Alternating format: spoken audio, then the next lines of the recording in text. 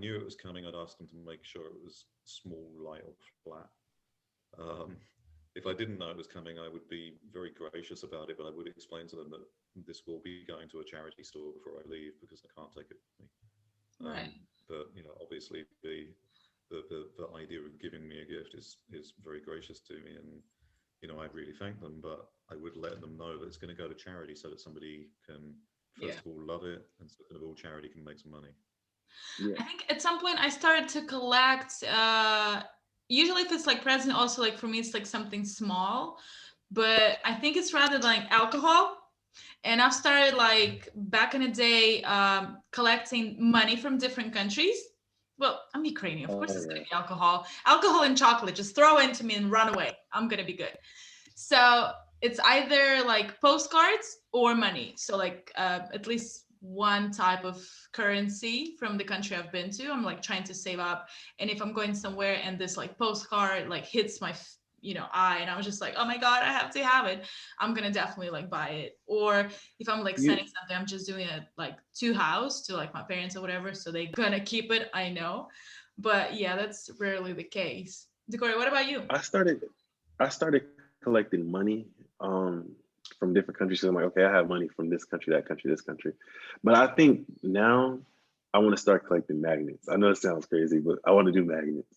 Because I have one from Portugal, I have one from Lisbon, or the same place, obviously. In London. Those are the only two, three I have. But money, I have money from like Hong Kong, Nigeria, Ghana, Senegal, these places in Africa that I've been. Um, so Yeah, I think I need to start doing nuggets. I used to take the coins into like a bank, or sometimes they've got those Coinstar money machines where you just drop them in and it gives you a voucher, and then you can get the cash from the supermarket. But I'd keep the notes because having all sorts of different notes. First of all, if I need to transfer them into something, you can transfer them because none of the bureau de change will change coins anyway. Yeah. And at least if you've got the notes, like I can land in any country and I've probably got some money in my pocket already. So it's just useful to keep hold of that. I mean, I think once you've got your tactics and your strategies sorted out, really Hmm. then the only thing to do is just do it like everything else in life. Like the first time you swim, you got to jump in and see if you sink or not. I mean, Yeah. that's really what it comes down to. And at that point,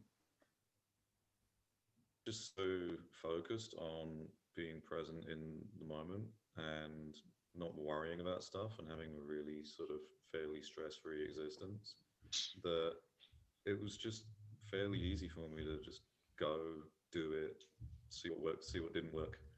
I think of it like a marketing campaign.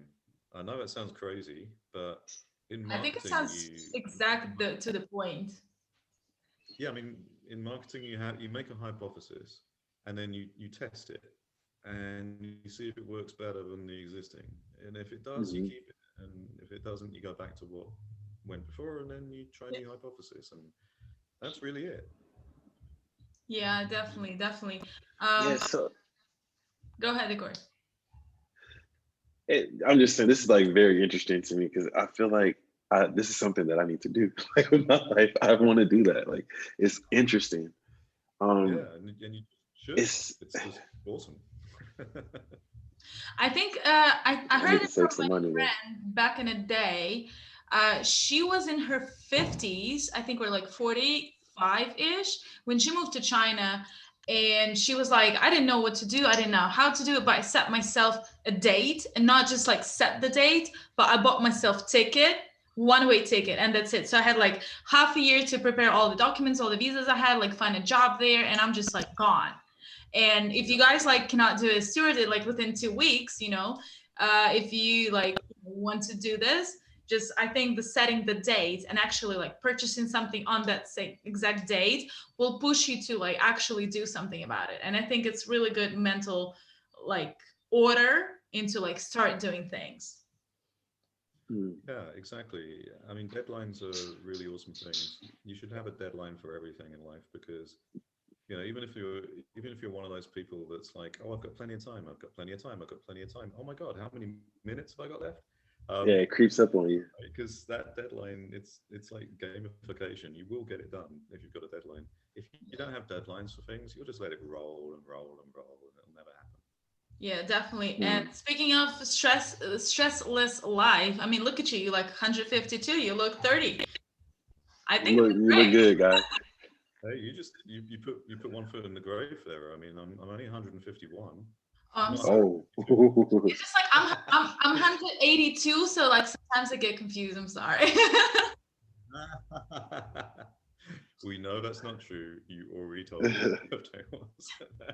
It's my actual age, like, you know, and which age is 30, so I'm like, I'm cool. But yeah, let's move on to actual like topic is dating a nomad. So Yeah. how's been your love life, your relationship life, or hookup life treating you while you're being a nomad? Yeah, I had to like, I mean, I was in a long-term marriage, monogamous, very loyal, you know, didn't stray or anything. And then of course, you know, I get to this traumatic time in my life where I knew I had to change everything, and that was a bit of an interesting one for me. It was like, okay, I know I want a nomad, and I know I don't want to be with anybody else for a while. I need to like just get back to me for a bit. But at some point, if I meet somebody, how's that going to work? Like, how am I going to have a relationship and bounce around the world? Because I'd already planned on bouncing around the world. I had all these events that were in my calendar. People needed me to be there on stage. You know, how is that going to work? And so I talked to a lot of my friends, and especially my friends in like Seattle, San Francisco, LA, you know, the West Coast people. And, you know, that's when I basically, you know, took on the idea of changing from monogamous to polyamorous. And then, you know, from there, it was really amazing how it happened. Like the first person that I met in Los Angeles just happened to be polyamorous too. We had a real spark and energy and fire between us, and she actually taught me so much about how to navigate that whole world. So over the course of 5 years, I ended up with many girlfriends in different, you know, countries and cities all over the world, and you know, they were all polyamorous too. They also had other partners, and so it's not like they were sitting there waiting for me. They you know, they had people as well.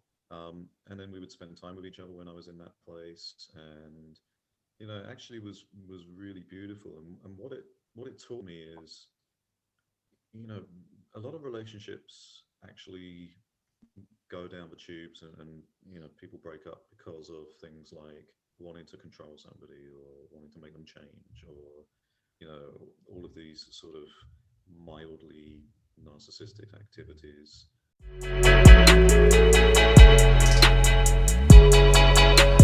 The Gossip Mind Podcast.